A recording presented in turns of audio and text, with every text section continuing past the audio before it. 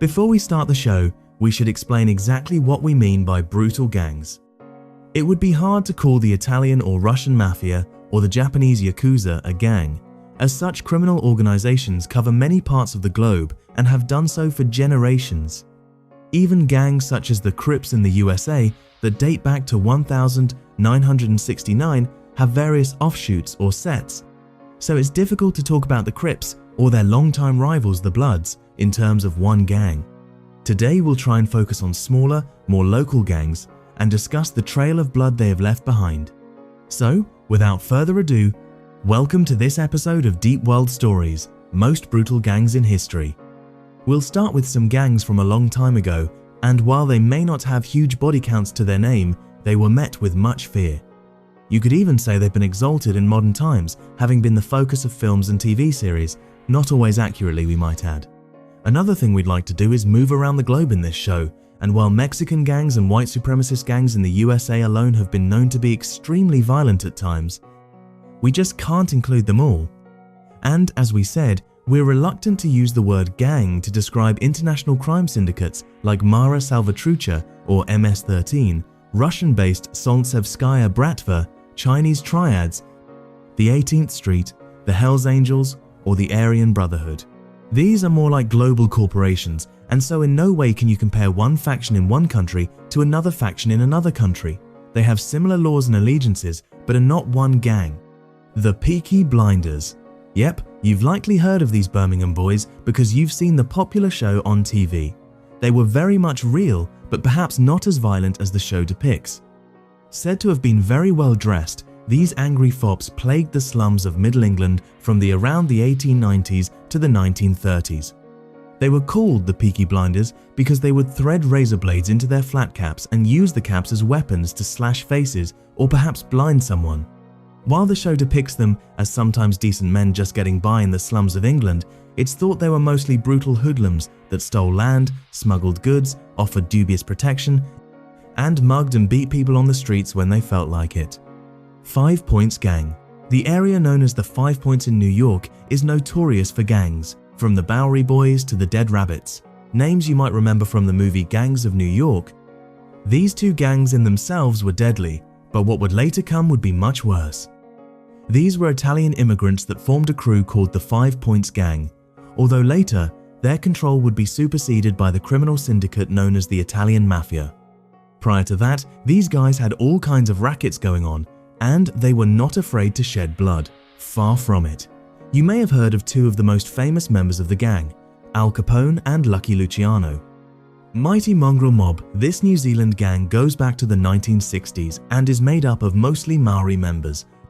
They are the largest gang in the country, but we cheated a little here because they are spread out over New Zealand and are not really one single gang. Often thought of as a peaceful land of wonder where Peter Jackson created the world of Lord of the Rings, New Zealand actually has a huge number of violent gangs. But what do the Mighty Mongrels do?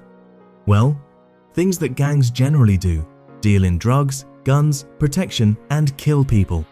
Gang documentary maker Ross Kemp said some of the Mongrel Mob were good to him when he visited them, later stating, "I don't think the Mongrel Mob is on a par with MS-13 or 18th Street in El Salvador." Bra Boys. Okay, so we could have talked about one of Australia's many biker gangs such as the Bandidos, but again, that gang is global and wasn't started in Australia. In fact, it's said the gang works in 22 nations and has 22 chapters. Why is Australia so tempting for international gangs? It might have a lot to do with a gram of cocaine going for a whopping $260 US on the streets in some areas. Nope, the gangs certainly don't want that to change, nor do they want drugs decriminalized. But let's downscale a little bit. The Bra Boys are unlike other gangs in that they were formed mainly by surfers in the beachside area of Maroubra in Sydney. They've been tied to murders, heaven knows how much violence, and of course that lucrative cocaine trade. But they've also started a clothing label and been involved with community activism. Okay, they are not the deadliest gang, but they are interesting. The Richardson Gang England has had many famous gangs. We might remember the Sheffield Gang Wars, or look at how many gangs in Liverpool fight over the heroin trade there today. Or all the gangs in the 90s in Manchester, then nicknamed Gunchester. But we can't do this show without talking about one of those London gangs that the British film industry has been exploiting for years and years. Who was the worst of those gangs? That's impossible to say, but one of the most infamous is certainly the Richardson Gang, started by Charlie and Eddie Richardson in the 1960s in the East End of London. The sadistic Richardsons had a penchant for torture. They were sometimes called the Torture Gang, pulling out people's teeth for fun and cutting off various parts of enemies' bodies. You might even know one of their biggest enemies, the Kray twins. Medellin Cartel. Despite a large number of guns for hire and strongmen on the payroll, the actual number of cartel members wasn't very high at all, so we think we can call them a close gang.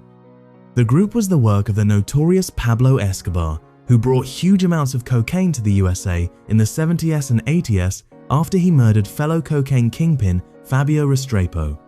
Pablo Escobar was responsible for the killing of thousands of people, including politicians, civil servants, journalists, and ordinary citizens, writes biography.com.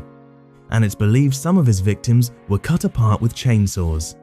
This dedicated family man and brutal killer had more money than anyone could ever imagine, but he would die on a rooftop after being gunned down by the Colombian police. Despite his legacy of torture and murder, 25,000 people showed up to his funeral, calling him a saint, the man who built houses for the poor, a real Robin Hood of Colombia. Primero Comando de Capital. This gang is called the First Command of the Capital in English, and again, while we can't really call it a proper gang in that its members are all connected, it does seem to only operate inside Brazil, mainly in Sao Paulo. The gang, now with about 20,000 members in Brazil, started off with just a few guys that met in prison in 1993. They seem to enjoy attacking and sometimes killing police, but they can also be quite indiscriminate in their murdering. Los Zetas. This Mexican cartel might be breaking the rules again, as it's not just one gang of people. But its leading members, many of those are now in prison or dead, are a small group, often hiring mercenaries from the military to do their dirty work. These soldiers are often not gang members. So it's much more of a closed gang than something like 18th Street that would give any thug from the streets membership. Los Zetas is perhaps the most feared gang, taking over where the Sinaloa cartel left a space. They deal in extreme violence, execution-style murders and beheadings, and it's usually over the movement of narcotics.